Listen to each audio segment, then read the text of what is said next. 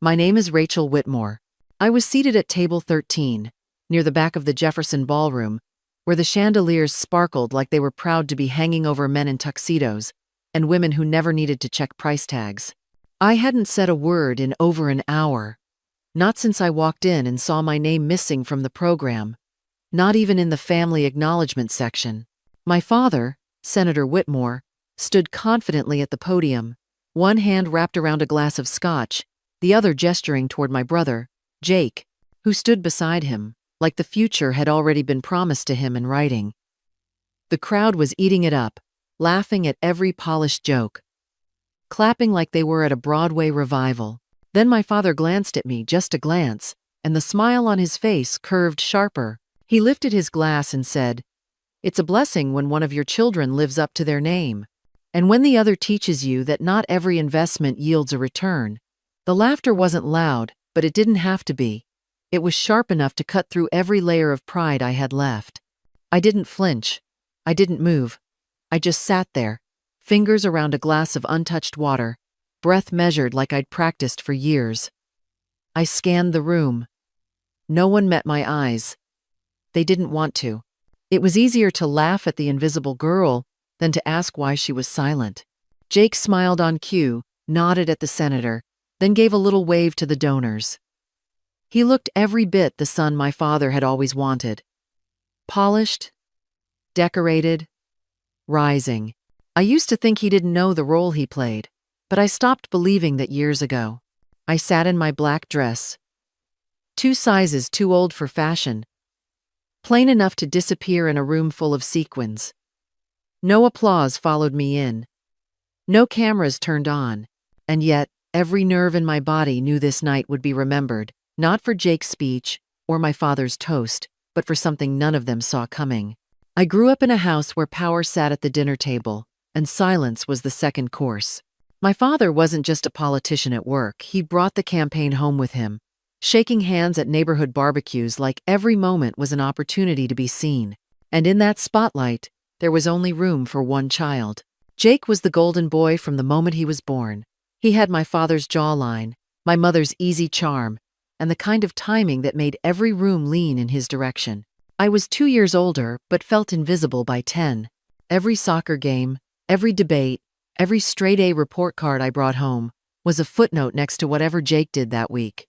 When I made varsity swim as a freshman, Dad said, "That's great, honey," and turned to ask Jake how his mock trial team was doing.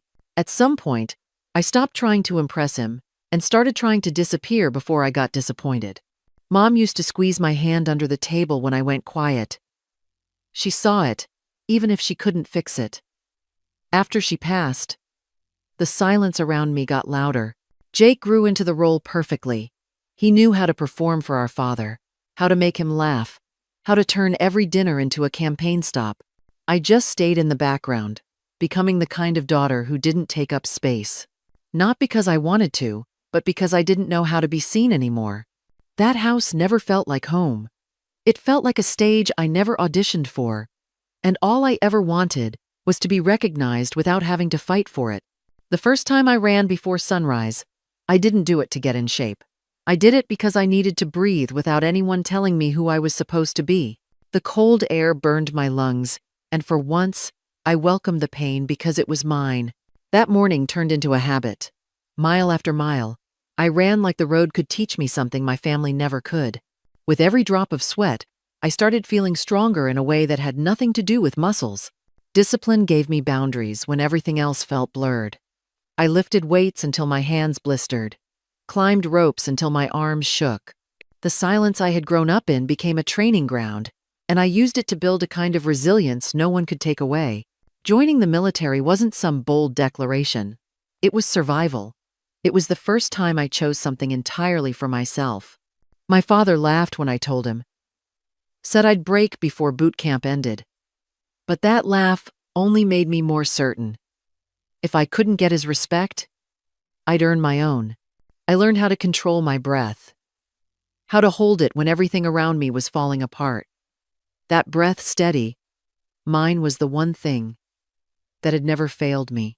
And in the stillness between inhale and exhale, I started to believe I was more than just the girl they overlooked. The explosion came from nowhere. One second, we were rolling through a dusty stretch of Helmand. The next, our lead vehicle erupted in a fireball that lit the sky like it was midnight on the 4th of July. I hit the ground hard, ears ringing, mouth full of sand, heart pounding like it was trying to outrun the noise. Gunfire cracked from the ridgeline. Sharp, fast, relentless. I pressed into the dirt behind a twisted piece of armor, eyes scanning for movement, hands already reaching for my gear. Someone screamed from inside the burning truck. The heat rolled off it like a furnace, thick and blinding. I ran anyway. My boots slipped on melted rubber, and the metal was so hot it peeled the skin off my palms through the gloves. The first guy I found was conscious, but barely. His leg was pinned under a bent panel, and smoke choked the space like it was trying to kill him faster than the flames. I shoved my shoulder under the wreckage and screamed as I lifted. My ribs felt like they cracked, but I got him out. We stumbled back, both of us coughing so hard we couldn't speak. I turned and ran again. Another voice. This one wasn't yelling anymore. It was whimpering. Broken. Almost gone. I climbed through a side hatch, burning my knee on the way in. The fire danced around the ceiling, snapping at every breath. He was curled near the back, eyes wide with panic, too scared to move. I grabbed his vest and pulled with everything I had.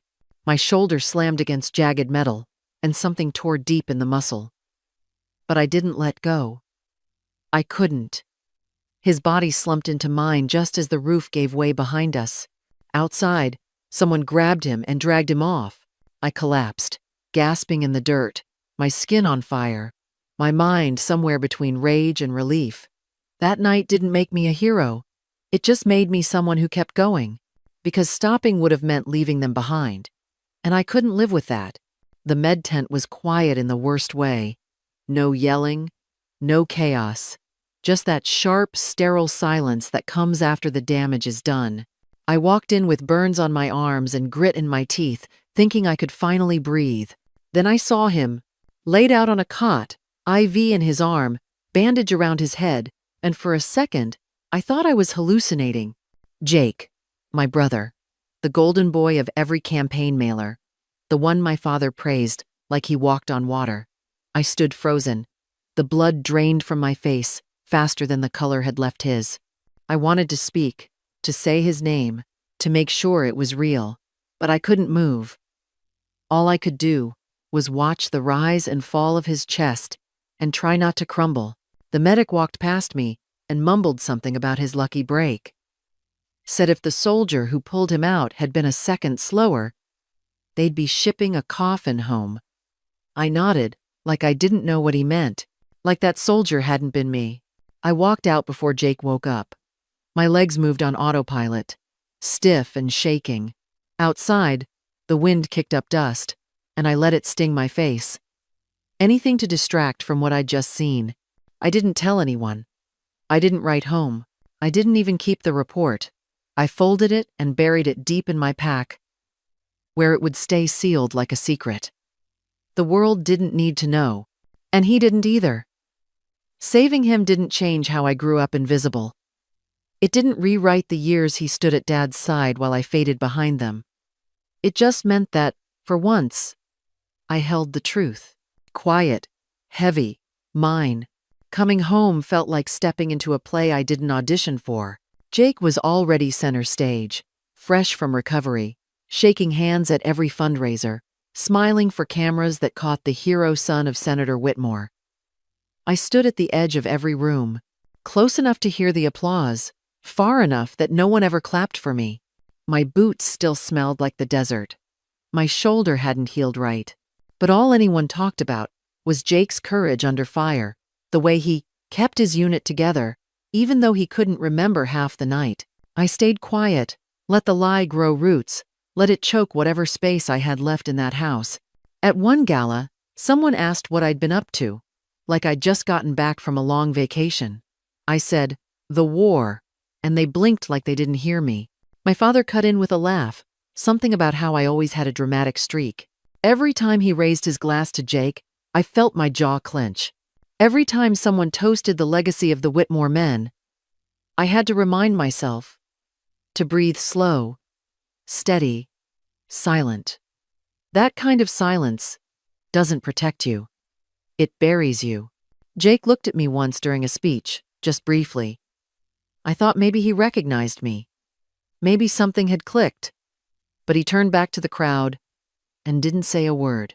The report stayed hidden in my drawer, still folded, still untouched. I never brought it out. Not even when I heard Dad call Jake the pride of our family. I just walked past them all, ghosts in my own home. And no one ever noticed. The ballroom buzzed with the kind of energy only old money and political favors can buy.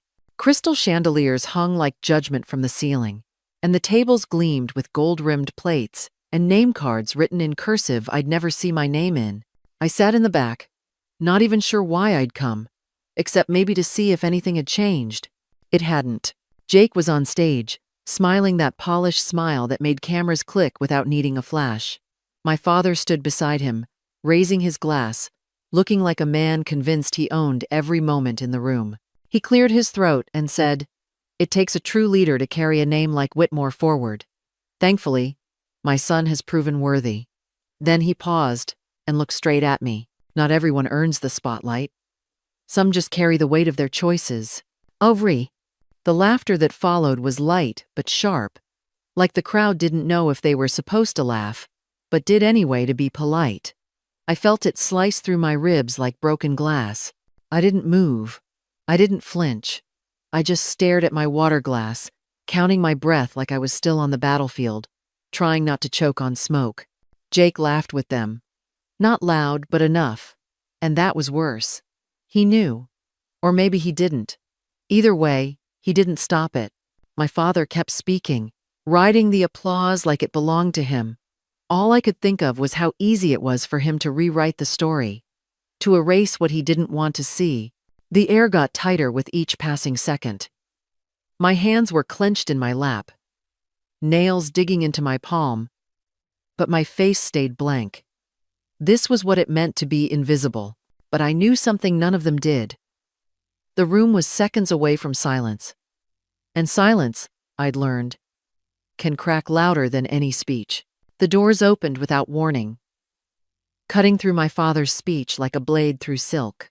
A retired general stepped into the room, his dress uniform crisp, medals lined across his chest, silver hair glowing under the chandeliers. He didn't glance left or right. He didn't hesitate. He walked straight through the rows of tables, his boots landing like thunder on marble. Every conversation stopped. Every laugh dried in midair. The silence grew thick enough to chew on. He stopped in front of me, saluted with precision, and then said, loud enough for every donor, every senator, every camera to hear, "This woman saved 9 lives in Helmand, including your son." No one breathed. Not the servers with their trays of champagne. Not the aides checking their phones. Not even Jake. My father didn't move. His mouth opened, then closed. One hand still gripped his glass like it could save him from sinking. A fork dropped somewhere. The sound echoed across the room like a church bell. And still, no one spoke. The general turned to the crowd. While politicians toasted each other, she dragged men from fire, carried one on her back, 1/2 mile through open ground, under gunfire. His voice cracked, just slightly. That man was Jake Whitmore. All eyes turned to the stage. Jake looked pale, frozen. His shoulders drooped for the first time. He glanced at me like he'd never really seen me until that moment. He stood, slowly, and gave me a salute. Not the showy kind, the real kind. The kind that means you've been humbled. And just like that, the room came apart. Veterans stood. Some clapped. Others saluted. The applause grew. Not for a campaign, not for a name, but for the truth. And I sat there, not smiling, not crying, just breathing. For once, in a room full of noise, I felt the air was mine. The room didn't erupt. It broke, slowly, like something sacred had been cracked down the middle, and no one quite knew how to look at it. Jake's hand stayed up in salute, but his face was different now, stripped of the smile, of the Polish. Just raw, stunned recognition. One by one, veterans in the crowd rose to their feet. No one told them to. They just did. Silent at first, then clapping.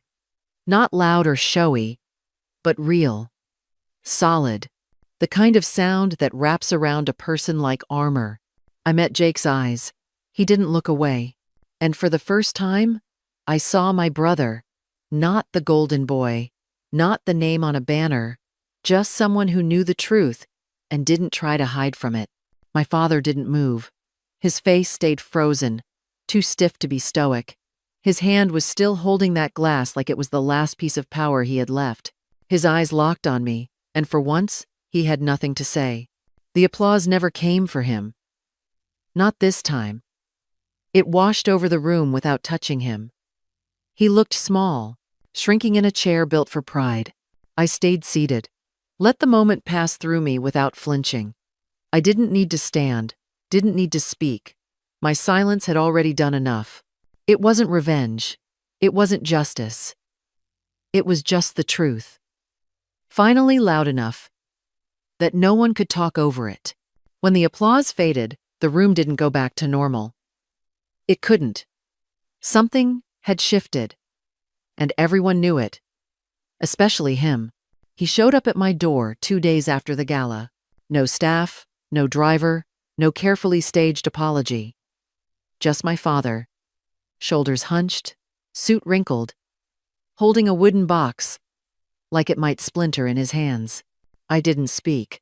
I stepped aside, and he walked in like he'd never seen the inside of a house without chandeliers. He sat at my kitchen table, the one I bought secondhand, and pushed the box toward me without meeting my eyes. "I don't have speeches left," he said. His voice was lower than I remembered, like something in it had broken, too. "But this belonged to your mother." I lifted the lid and found her journal. The same one I thought had been lost when Veronica moved in. The cover was worn, soft with time. I flipped to the first page, and there it was. Her handwriting, slanted, steady. "Keep your head up. Your breath is yours." I didn't realize I was crying until the ink blurred. My father didn't try to fix it, didn't offer comfort. He just sat there, quiet. His hand shook when he spoke again. "I saw you that night. Not just what you did, who you are." He looked up then, and for once, didn't try to stand taller than me. "I missed too much. I boxed you away. I boxed her away." Before I could answer, another knock came. It was Jake. No jacket, tie undone, hair a mess like he hadn't slept in days. He looked at Dad, then at me, then pulled out the chair across from mine. "I don't know who I've been pretending to be," he said, "but I know I don't want to keep playing the role. I want to know you, Rach. Not the soldier, not the story, just you." I didn't say anything right away, just looked at the journal between us. The words that had carried me through fire, the silence that had become a wall, was now something else. A space. Once we were finally willing to fill, Jake reached across the table, his palms open, his face as honest. I placed my hand in his, and for the first time, it felt like family. Not perfect, but possible.